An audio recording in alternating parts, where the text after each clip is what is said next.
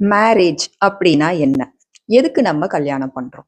மேரேஜ்ங்கிறது நம்ம கொண்டு வந்தது தான் அ டூ ஃபார்ம் அ ஃபேமிலி.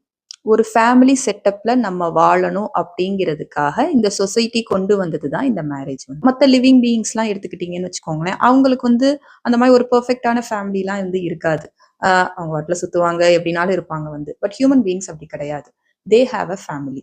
ஏன்னா நம்ம அவங்களோட எவால்வ் ஆன ஒரு பீயிங் நம்ம ஸோ ஒரு ஃபேமிலி செட்டப்ல எதுக்கு இருக்கிறோம் அப்படின்னா, ஃபேமிலி நம்மளுக்கு ஒரு அப்லிஃப்ட்மென்ட்க்கு ஹெல்ப் பண்ணும் ஒரு சொசைட்டில நம்ம இருக்கோம் அப்படின்னா ஒரு ஃபேமிலினா ஒரு அம்மா, ஒரு அப்பா, பிள்ளைங்க இந்த மாரி இருக்கிறப்ப, அந்த கிட்டோட ஃபியூச்சருக்கு ரொம்ப நல்லது அப்படின்னு நம்ம நம்புறோம். அதனால தான் நம்ம ஒரு ஃபேமிலி செட்டப்லயே இருக்கோம். ஆனா இப்பன்னு இல்ல, எப்பயுமே இந்த பிரச்சனை இருக்கிறதா என்னன்னா ஒரு குடும்பத்துக்குள்ள ஒருத்தவங்க ஏதோ ஒரு டென்ஷன் ஆகுறாங்க, ஒரு கோபப்படுறாங்க, இல்ல அதுக்கெல்லாம் தாண்டி ஒரு டிப்ரசிவ் ஸ்டேட்டுக்கே போறாங்க அப்படின்னாலுமே அதுக்கு என்ன ரீசன்? இப்ப ரீசன்ட் டைம்ஸ்ல இது ரொம்ப அதிகமாவே நடக்குது அ அத பத்தி யாரும் ரொம்ப பெருசா பேசுறது கிடையாது. ஏன்னா நம்ம என்ன நினைக்கிறோம்னா, திஸ் இஸ் நார்மல். லைஃப்னா இப்படித்தான் இருக்கும். ஆமா, லைஃப்னா இப்படித்தான் இருக்கும். அப்ஸ், டவுன்ஸ் எல்லாமே இருக்கும். ஆனா முன்னாடி இருந்த லைஃப் ஸ்டைல் வேற. நம்ம இப்ப வாழ்ற லைஃப் ஸ்டைல் என்டையர்லி டிஃபரெண்ட் எல்லாருக்குமே சகிப்புத்தன்மைங்கிறது ஃபுல்லா குறைஞ்சிருச்சு. யாரும் யாரையும் சகிச்சுக்கிட்டோ, பேர் பண்ணிக்கிட்டோ, இல்ல அவங்க சொல்றதெல்லாம் கேட்டுக்கிட்டு இருக்கிற மாதிரியான சிச்சுவேஷன் இப்ப கிடையாது. சப்போஸ் அப்படி ஒருத்தவங்க இருக்கிறாங்க அப்படின்னா, அவங்க அப்படியே டிப்ரசிவ் ஸ்டேட்டுக்கு போயிடுறாங்க. ஏன்னா, நான் நெனச்சத என்னால செய்ய முடியல. அக்செப்டன்ஸ்ல 2 டைப்ஸ் இருக்கு. ஒண்ணு நான் இதத்தான் செய்வேன். இப்படித்தான் இருப்பேன்னு சொல்லி போல்டா பேசி, அந்த நம்ம என்ன நெனைக்கிறோமோ அத நடத்திக்கிறது. இன்னொரு வகை இருக்கு.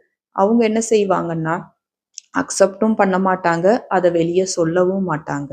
மத்தவங்கள ப்ளீஸ் பண்ணணுங்கிறதுக்காக ஏதாவது ஒண்ண செஞ்சுக்கிட்டே இருப்பாங்க ஆனா, அது அவங்களுக்கு உள்ளுக்குள்ள பிடிக்காது. பிடிக்காத விஷயத்த மத்தவங்களுக்காக நம்ம செஞ்சுக்கிட்டே இருக்கிறப்ப, கொஞ்சம் கொஞ்சம் கொஞ்சமா நம்மளோட செல்ஃப் லவ் குறைஞ்சுக்கிட்டே போகும். குறைய குறைய குறைய நமக்கே தெரியாம நமக்குள்ள ஒரு வெறுமை உண்டாகும். ஒரு லோன்லினஸ் இருக்கும் அவங்களுக்குள்ள பார்த்தீங்கன்னா ஏன்னா பிடிக்காத ஒரு லைஃப எவ்வளவு நாள் ஒரு ஆளால வாழ முடியும் சொல்லுங்க? ரொம்ப கஷ்டம் அது பிடிக்காத ஒரு லைஃப யாராலயுமே வாழ முடியாது. நமக்குன்னு ஒரு செல்ஃப் வொர்த் வேணும்னு நம்ம நினைக்கிறோம். இப்ப எல்லாருமே இப்ப எஜுகேஷன் எடுத்துக்கோங்க. எல்லாரும் ஈக்குவலா படிக்கிறோம். முந்தி மென் வேற, விமன் வேற அப்படிங்கிற மாரி சொசைட்டல் செட்டப் இருந்தது. ஒரு மேன் இப்படித்தான் இருப்பான். ஒரு விமன் இப்படித்தான் இருக்கணும். அவங்க சொல்றத நீங்க கேட்டு நடந்துக்கோங்க. இவங்க இதெல்லாம் சொல்றத நீங்க கேளுங்க. இந்த மாரி நெறைய இருந்தது. இப்ப அப்படிலாம் கிடையாது. எல்லாரும் ஈக்குவல் ஆயிட்டாங்க. பிசிக்கலா வேணா 2 பேரும் வித்தியாசமா இருக்கலாம். பட் மைண்ட் செட்டா இருக்கட்டும், எமோஷனலா இருக்கட்டும், எல்லாருமே இப்ப ஈக்குவல் ஆயிட்டாங்க யாரும் யாரு சொல்றதையும் கேட்கறதுக்கு இங்க ரெடியா இல்ல.